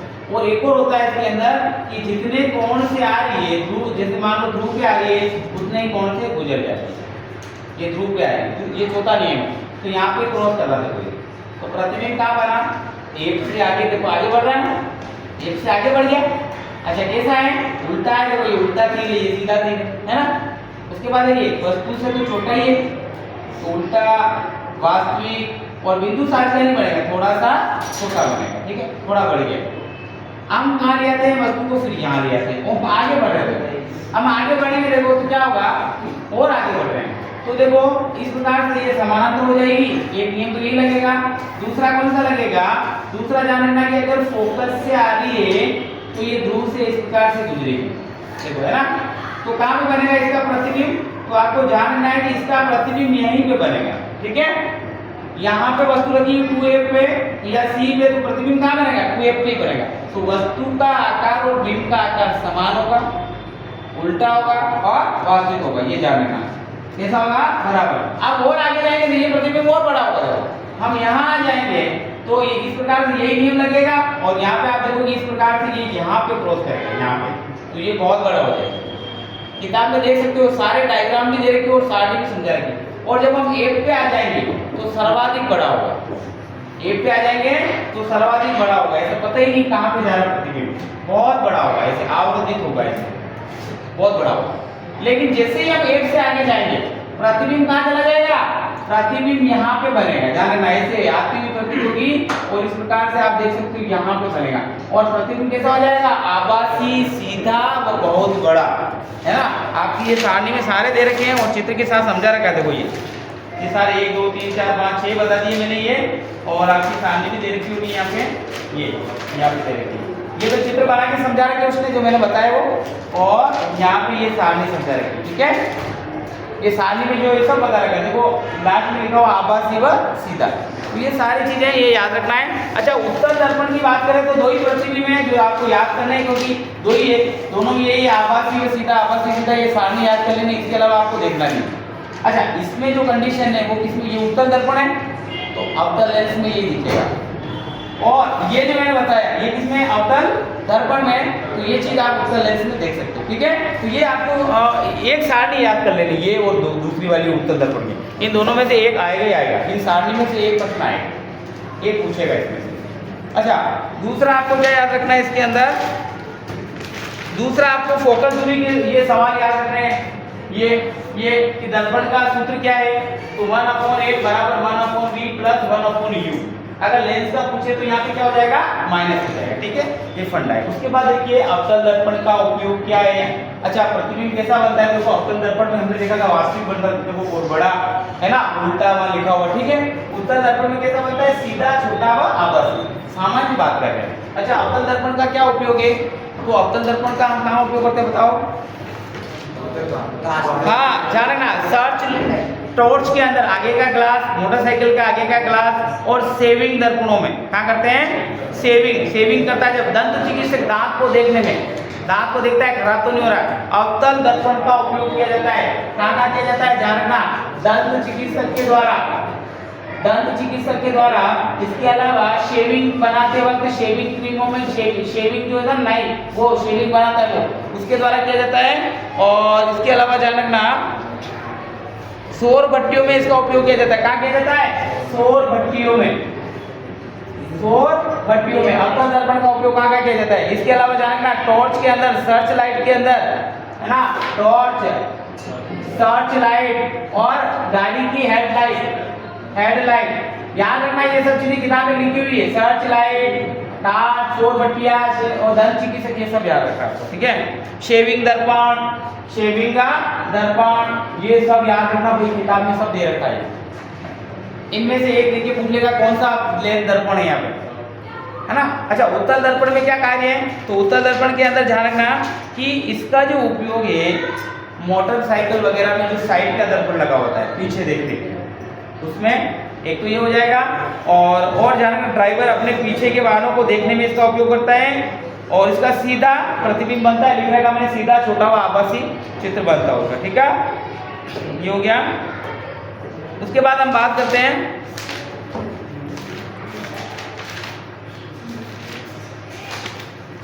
उसके बाद मानव नेत्र की बात करते हैं हम, सीधा आ जाते हैं 10वें चैप्टर के अंदर मानव नेत्र। मानव नेत्र के अंदर ध्यान रखना आपका, ये पूरा हो गया, इधर जो मैंने लिखा था वो पूरा हो गया। मानव नेत्र की बात कर रहे हैं हम। मानव नेत्र में क्या पूछा जाता है, सिंपल सा ध्यान रखना, 4 चीजें बताऊंगा, चारों में से एक आपके आ जाएगी। नंबर 1 इसमें चित्र याद रखना, नंबर 2 इसमें दोष याद रखना, नंबर 3 आइरिस क्या करती है, आइरिस का दूसरा नाम क्या है, परितारिका, ये पूछा जाएगा। देखिए पक्षांपी पेशियां, पक्षांपी पेशियां क्या करती है, अच्छा ये याद रखना। अच्छा, दान किस भाग का किया जाता है, ये बस, इसके अलावा कोई प्रश्न आपका आएगा ही नहीं आपके। नंबर 1 देखिए, ये आपका आंख है, इस प्रकार से आपको डायग्राम बनाना आना चाहिए। ये हो गया, ये ठीक है। इसमें कितने पटल होते हैं, 3, तो लो, एक हो गया दशमी पटल, ये हो गया श्वेत पटल, ये अंदर वाला रक्त पटल, और ये बाहर वाला, ठीक है, हो गया 3 पटल होते हैं। अच्छा, अंदर वाला जो दृष्टि पटल होता है, यहाँ पे उसका क्या होता है, रेटिना होता है, क्या होता है, और इसी को क्या कहते हैं, दृष्टि पटल, क्या कहते हैं, दृष्टि पटल। तो एग्जाम में पूछेगा कि प्रतिबिंब कहाँ बनता है, प्रतिबिंब रेटिना में बनता है, ये आपको याद रखना है। दूसरा, ये लेंस है, लेंस के यहाँ पे क्या होती है, कुछ पेशियां होती है इस प्रकार से, है ना, लेंस के यहाँ पे क्या होती है, इस प्रकार से पेशियां होती है, है ना। जैसे मान लो ये लेंस है, और लेंस के अंदर यहाँ छोटी छोटी पेशियां, पक्षांपी पेशियां होती है, तो ये तो क्या बनाया मैंने, परितारिका, और ये क्या बनाया है, छोटे छोटे आपको दिखाई दे रहे हैं, इनको क्या बोलते हैं, आइरिस, और ये क्या बनाया मैंने, लेंस, और ये क्या बनाया मैंने, स्वच्छ मंडल, स्वच्छ मंडल। इसका एक वीडियो मैंने डाल रखा है ऑलरेडी, आप चाहो तो देख सकते हो, छोटा सा वीडियो है, हल्का मैंने डाल रखा है। तो यहाँ पे कॉर्निया भी कहते हैं। तो एग्जाम में क्या पूछा जाएगा कि भाई परितारिका क्या करती है, तो परितारिका यहाँ बीच में पुतली के आकार को नियंत्रित करती है, किसके, पुतली, एग्जाम में आया हुआ है, पुतली का आकार कौन करेगा, परितारिका, है ना, कौन करेगा, परितारिका, और इसका दूसरा नाम क्या है, आइरिस, ये जानो। अच्छा, यहाँ पे ये क्या है, पक्षांपी पेशियां, पक्षांपी पेशियां, तो आइरिस परितारिका क्या करती है, पुतली का आकार। अच्छा, ये पक्षांपी पेशियां क्या करती है, ये लेंस का आकार नियंत्रित करती है, किसका करती है, लेंस का आकार। ये यहाँ पे ये खींचती है तो लेंस पतला हो जाता है, लंबा हो जाता है, फोकस दूरी बढ़ जाती है। जब ये ढीली हो जाती है तो लेंस छोटा हो जाएगा, और गोल हो जाएगा तो इसकी फोकस दूरी कम हो जाएगी। मतलब इस प्रकार से लंबा हो गया तो फोकस दूरी बढ़ गई, अगर इसे गोल हो गया तो फोकस दूरी कम हो गई, ये फोकस दूरी कम ज्यादा करता है, ठीक है। कौन, ये पक्षांपी पेशियां, मतलब लेंस का आकार नियंत्रित। अच्छा, उसके अलावा ये बीच वाला स्वच्छ मंडल होता है, जिसे कॉर्निया कहते हैं, और इसी भाग का दान किया जाता है, ठीक है, ये हो गया। अच्छा, चित्र हो गया, इसके अलावा इसके भाग हो गए, आइरिस हो गया, पक्षांपी पेशियां हो गया, दान किसका चिन्ह दिया हो गया। अब बचा दोष, है ना, मानव में तो 4 प्रकार के दोष बताऊंगा मैं, कितने प्रकार के दोष बताऊंगा। अच्छा, ये क्या होता है, इसमें काचा द्रव होता है, क्या होता है, काचा द्रव, ये भी जानना, मतलब ये बिल्कुल कांच जैसा होता है, इसमें काचा द्रव के जैसे पारदर्शी होता है, इधर से इधर हम देख सकते हैं। देखिए, अब बात करेंगे हम दोष की। अब जैसे होता क्या है, इसमें 3 दोष है, निकट दृष्टि दोष, इसको हम मायोपिया भी कहते हैं, मायोपिया, ये एक होता है दूर दृष्टि, इसको मेट्रोपिया, और एक होता है जरा दृष्टि, जरा दृष्टि, ठीक है। और एक होता है मोतियाबिंद, अभी बहुत चल रहा है मोतियाबिंद, आपकी किताब में स्पेशल दे रखा है मोतियाबिंदु। ये 4 दोष आपको याद रखने हैं। टेढ़ा लेंस, मोतियाबिंद का मतलब इसमें लेंस जो है ना दूधिया हो जाता है, ये लेंस से मान लो ये दूधिया हो जाएगा, जैसे फूला जैसा दिखेगा, दूध जैसा सफेद सफेद, और फिर इसका समाधान यही है कि इसको काट के डॉक्टर शल्य क्रिया के द्वारा बाहर निकाल देगा और आपके मोतियाबिंद ठीक हो जाएगा।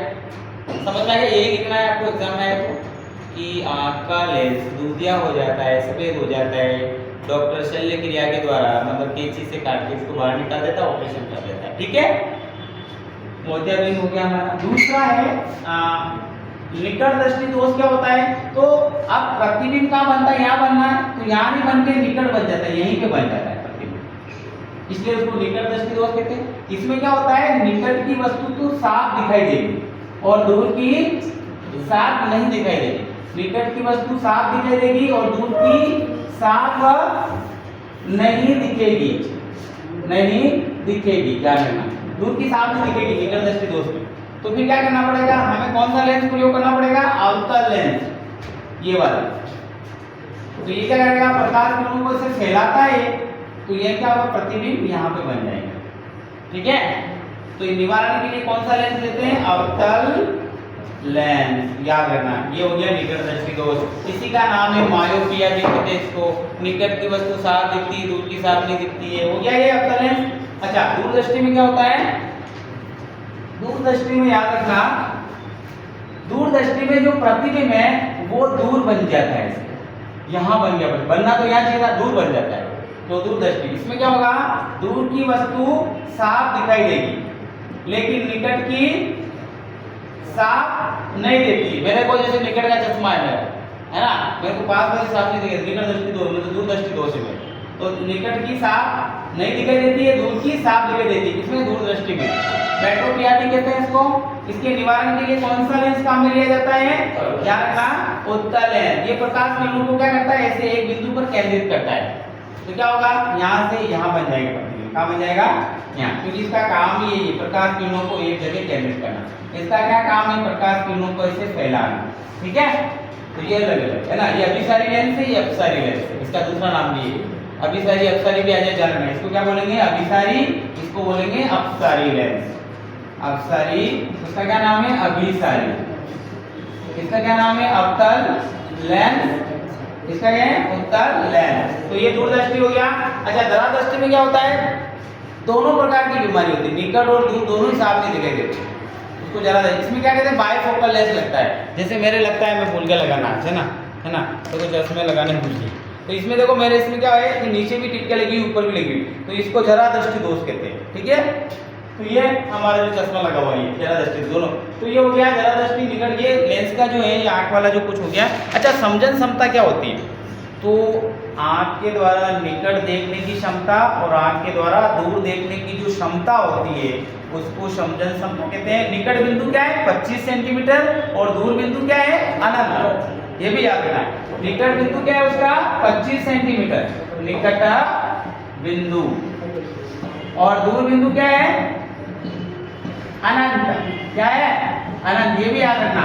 और समझन क्षमता क्या है? समझन क्षमता कि किसी व्यक्ति द्वारा दूर या पास देखने की जो क्षमता होती है उसको समझन क्षमता कहते हैं। निकट कितनी है? 25 सेंटीमीटर और दूर कितनी है? अनंत, मतलब साफ देखना। क्यों?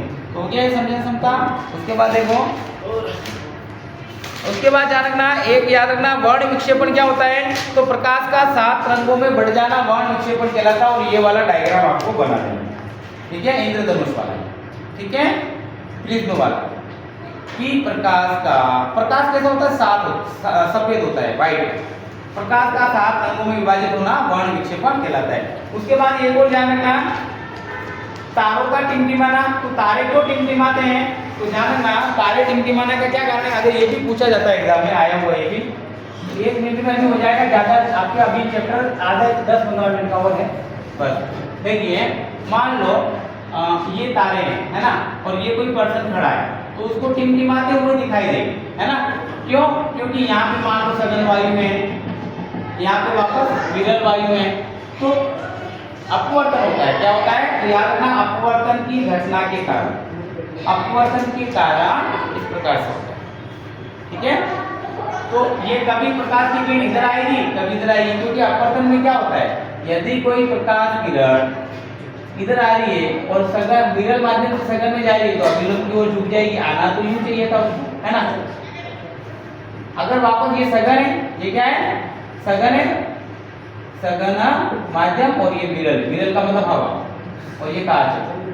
फिर देखिए ये ऐसे आएगी तो यहाँ अभिलंब नीचे, तो ये तो हवा आ गई तो विरल आ गया, तो आने तो यूं चाहिए थी लेकिन यूं हो जाती तो अभिलंब से दूर हट जाती, इसमें अभिलंब के पास आ जाती। तो ये घटनाएं होती है, इसीलिए तो हमें ऐसे ऐसे ऐसे ऐसे ऐसे तो हमें तारा कभी यहाँ दिखाई देता, कभी यहाँ दिखाई देता। तो प्रकाश के अपवर्तन के कारण याद रखना है, तारों का टिप्पणी बना होता है। अच्छा, हमें एक और चीज जाननी है, अगर हम इस प्रकाश किरणों को इस प्रकार यूं बढ़ाते जाए, यहाँ कर दें तो जाहिर सी बात इसमें मैं यहाँ पे देखो इसको मैं हटा रहा हूँ, ये देखो ये कांच है, ये क्या है, कांच है, ये क्या है, हवा है ना, ये हवा है नीचे, और ये तो कांच है, कांच की सल्ली है। मान लो ये कोई प्रकाश किरण यहाँ आ रही है ना, ये सघन माध्यम है, कौन सा है, सघन, और ये विरल है, तो ये देखो दूर हटी, मैं इसको यहाँ कर दूं तो ये और दूर हटेगी, यही होगा। मैं इसको यहाँ कर दूं तो और दूर हटेगी। मतलब कहने की बात ये है कि मान लो ये कांच है और कोई प्रकाश किरण यहाँ पे आ रही है ऐसे, है ना, और हमें पता है कि यूं आनी चाहिए थी, लेकिन ये सघन माध्यम है और ये कौन सा है, विरल है। मेरी फास्ट स्पीड इसलिए कि मुझे सारा कवर करना है, बहुत फास्ट स्पीड, बहुत धीरे चल रहा हूँ, क्योंकि मैं सोचता हूँ बार बार 1 मिनट में मेरे क्वेश्चन आता है कि मैं बहुत फास्ट चल रहा हूँ, क्योंकि मुझे कोर्स पूरा लपेटना है, इसलिए। बाकी तो मैं बहुत धीरे पढ़ा सकता हूँ, समय नहीं है। अच्छा, मैंने एक एक चीज़ क्लियर करवाई। देखिए यहाँ पे ये सघन माध्यम है और ये कौन सा है, विरल माध्यम। अब देखो प्रकाश किरण अगर आएगी तो अभिलंब से दूर हटेगी, ये मैंने बता ही दिया। अगर मैं इस कोण को और बढ़ा दूं, ये वाला कोण यहाँ कर दूं, तो ये भी बढ़ जाएगा, सीधी सी बात है, ये बढ़ जाएगा। अगर मैं इसको और इधर लाऊं, तो लो यहाँ ले आऊं तो ये यूं हो जाएगा। अगर मैं और यहाँ लाऊंगा तो ये दोनों के बीच में से गुजरने लग जाएगी, है ना। ये सघन माध्यम विरल दोनों के बीच में से जाने लग जाएगी, इसको बोलते हैं अपन क्रांतिक कोण, इसे सी क्रांति का कोण कहते हैं इसको, क्रांतिक कोण। मतलब दोनों माध्यमों के बीच में से प्रकाश किरण जाने लग जाएगी, ठीक है। अगर बाई चांस मानो मैं इसको और बढ़ा दूं, यहाँ पे कर दूं, तो ये इसी माध्यम में आ जाएगी, यही होगा। तो ये इसी माध्यम में आ जाती है, इसी को प्रकाश का पूर्ण आंतरिक परावर्तन कहते हैं। वेरी वेरी मोस्ट इंपोर्टेंट है ये, प्रकाश का पूर्ण आंतरिक परावर्तन कैसे हो रहा है मैंने पूरा समझा दिया, उसी माध्यम में आ गई। और इसका एग्जाम्पल पूछा जाता है एग्जाम में, रोड पे पानी भरा हुआ दिखाई देना, दूसरा रेगिस्तान में ऐसे झील भरी हुई दिखाई देना, मृग मृच्छिकाएं बनना, मतलब ये किसके एग्जाम्पल है, इसके प्रकाश के पूर्ण आंतरिक परावर्तन। तो ये मृग मृच्छिकाएं बनना रेगिस्तान में, मृच्छिकाएं, है ना। या रोड पे अपन जा रहे हैं गाड़ी से, बहुत दूर हमें क्या दिखाई दे रहा है, अरे रोड पे पानी भरा हो, लेकिन पानी नहीं है, हम वहां जाते तब तक दिखाई नहीं देता है, क्योंकि पूर्ण आंतरिक परावर्तन के उदाहरण है। तो एग्जाम में पूछे जाते हैं, तो ये भी याद रखना है जो मैंने आपको बता दिया, और ये अपवर्तन भी बता दिया। अच्छा, सूर्य उदय और अस्त के समय में लाल क्यों दिखाई देता है, मान लो क्योंकि ये सर्वाधिक वायुमंडल जो है पृथ्वी के चारों तरफ ये वायुमंडल है, तो ये प्रकाश जो है सर्वाधिक वायुमंडल से गुजर रहा है, यहाँ पे कम वायुमंडल से गुजर रहा है इतना सा। और यहाँ पे आप देखो, अगर कोई पर्सन यहाँ खड़ा है तो यहाँ पे तो इतना सा है, लेकिन यहाँ पे देखो इतने सारे वायुमंडल से आ रही प्रकाश किरण, है ना, इसीलिए हमें लाल दिखाई देता है। क्योंकि प्रकाश किरण क्या हो गई, वो आते आते क्या हो गई, वो जो है सूर्य लगभग 2 मिनट के पश्चात भी हमें दिखाई देता है। उसका कारण ये है कि वास्तविक आभासी के समय सूर्य जो है वो प्रकाश की जो किरण है वो इसमें दे ही रखा है, किताब में जान रखना, ये वायुमंडलीय अपवर्तन के कारण होता है, अपवर्तन की घटना है कि वायुमंडल के कारण क्या हो गया, अपवर्तन हो गया। तो इतना अपवर्तन हुआ कि हमें कैसा दिखाई देता है सूर्य, तो ये भी अपवर्तन की घटना है, किसकी है, अपवर्तन, ठीक है, ये जान रखना है। और ये हो गया आपका प्रकाश का प्रकीर्णन भी बता दिया मैंने। प्रकाश का प्रकीर्णन क्या होता है, आकाश का नीला दिखाई देना, सभी रंगों का अवशोषण हो जाता है, लेकिन नीला क्यों दिखाई देता है, प्रकाश के बगल अगर आप अंतरिक्ष में जाओगे तो आपको आसमान काला दिखाई देगा, तो ये आसमानी दिखाने का कारण क्या है, प्रकाश के प्रकीर्णन का। ये हो गया आपका। विद्युत वाले चैप्टर में आ जाओ तो आपको सिर्फ विमायक, यहाँ पे आपको मात्रक याद रखने हैं। जैसे मान लो, जैसे विभाजक का क्या मात्रक है, वोल्ट मीटर है। मान लो विद्युत शक्ति का ऐसा ही मात्रक क्या है, वॉट है। देखो प्रतिरोधक प्रतिरोध का ऐसा ही मात्रक क्या ओम मीटर है, एक मात्रक तो आएगा आएगा। और परिपथों की विद्युत धारा मापने के लिए जिस यंत्र का उपयोग किया जाता है वो है अमीटर, यानी विद्युत धारा को किसमें मापा जाता है अमीटर में। विद्युत धारा का मात्रक क्या है एम्पियर। विद्युत आवेश का ऐसा ही मात्रक क्या है कूलॉम। विद्युत आवेश का, विद्युत धारा का मात्रक क्या है एम्पियर। विभवांतर का ऐसा ही मात्रक क्या है वोल्ट। प्रतिरोध का ऐसा ही मात्रक क्या है ओम। लेंस का ऐसा ही मात्रक क्या है डायोप्टर। ओम का सूत्र क्या है V बराबर, ध्यान रखना ओम का नियम आता है एग्जाम में, क्या आता है ओम का नियम। तो ओम के नियम में क्या याद रखना है आपको, यदि कोई तार, एक तार है जिसके दो बिंदुओं के मध्य में V विभवांतर और I धारा प्रवाहित किए जाए, है ना, तो क्या होगा V बराबर होगा IR,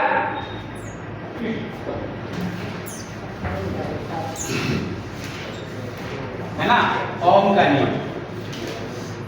तो याद रखना ओम के नियम क्या है, आपकी किताब में दे रखा है वैसे ओम का नियम, इंपॉर्टेंट है। ओम का नियम पूछा जा सकता है एग्जाम में।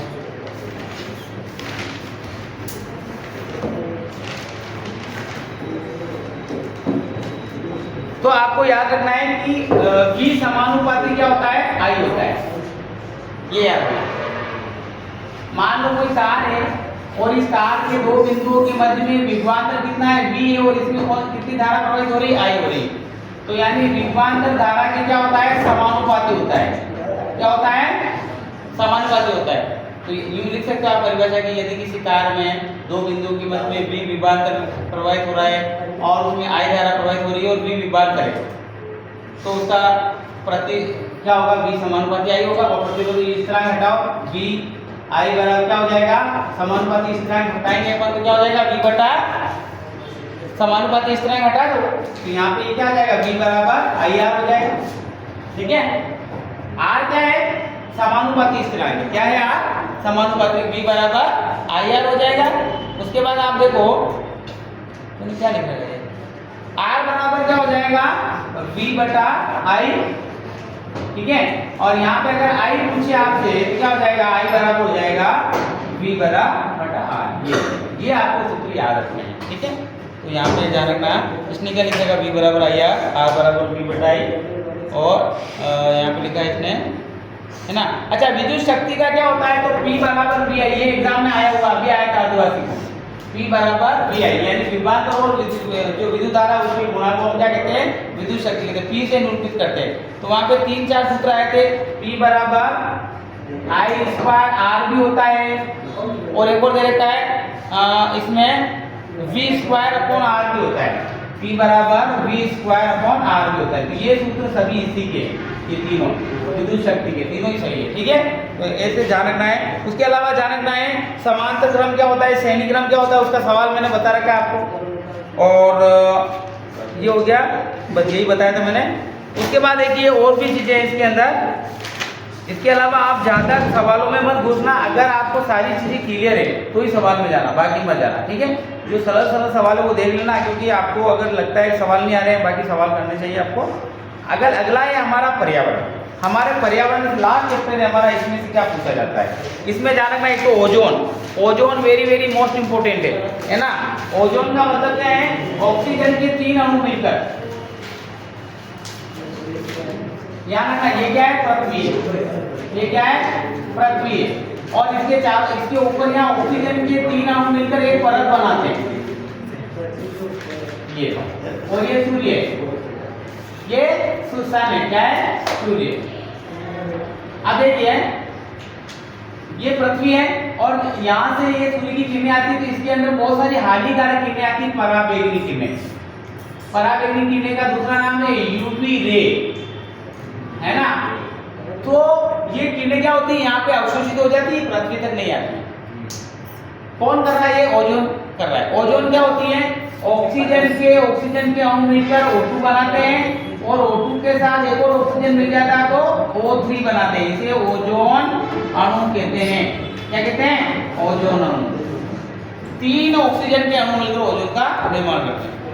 और ये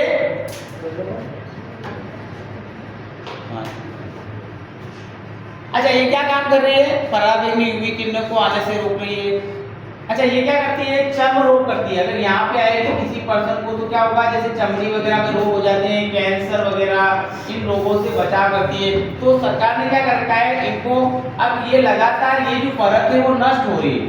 तो नष्ट क्यों हो रही है, क्योंकि हम क्लोरोफ्लोरोकार्बन, जिसको हम फ्रियोन भी कहते हैं, जिसके अत्यधिक उपयोग के कारण ये नष्ट हो रही है। अच्छा, ये गैसें कहाँ यूज की जाती है, तो ध्यान रखना, ये जो गैसें हैं ये रेफ्रिजरेटर और एयर कंडीशनर, उनमें ये यूज की जाती है। और ये गैसें यूज आ जाती है तो हमने देखा होगा ठंडा है तो ठंडा, और बड़े बड़े हीटर वहाँ पे जो ये जो हानिकारक है, इन गैसों का उपयोग ज़्यादा किया जा रहा है ताकि इन गैसों का हानिकारक को रोकने के लिए इनका कम दोहन किया जाए, प्राकृतिक तरीके अपनाए जाए, ताकि ओजोन मंडल नष्ट नहीं हो। ओजोन नष्ट नहीं हो, यूवी रे हमारे यहाँ नहीं आए, चर्म रोग नहीं हो, कैंसर नहीं हो, ऐसी बीमारियाँ नहीं हो। इससे संबंधित आपको ध्यान रखना है। इसके अलावा इस पार्ट में ध्यान रखना है खाद्य श्रृंखला घेर की 3, घास के मैदान की, वन की और तालाब की। तो घास के मैदान में क्या होगा, घास हो जाएगा। घास को कौन खाता है, हिरण खाता है। हिरण को कौन खाता है, शेर खाता है। एक तो घास के मैदान की हो गई। अच्छा, यहाँ पे अगला देखो, एक और दे रखी है इसने घास के मैदान की हो गई। उसके बाद यहाँ पे एक और इसने घास के मैदान की दूसरी दे रखी। घास को कौन खाता है, टिड्डा खाता है। टिड्डा यानी राम जी का घोड़ा। टिड्डियाँ नहीं आती तो उड़ के बहुत सारी, टिड्डा में राम जी के घोड़े से छोटा सा टिड्डा। टिड्डे को कौन खाता है, मेंढक। मेंढक को कौन खाता है, सांप। और सांप को कौन खाता है, बाज, चील। ये खाद्य श्रृंखला आपकी किताब में दे रखी, घास के मैदान, ठीक है।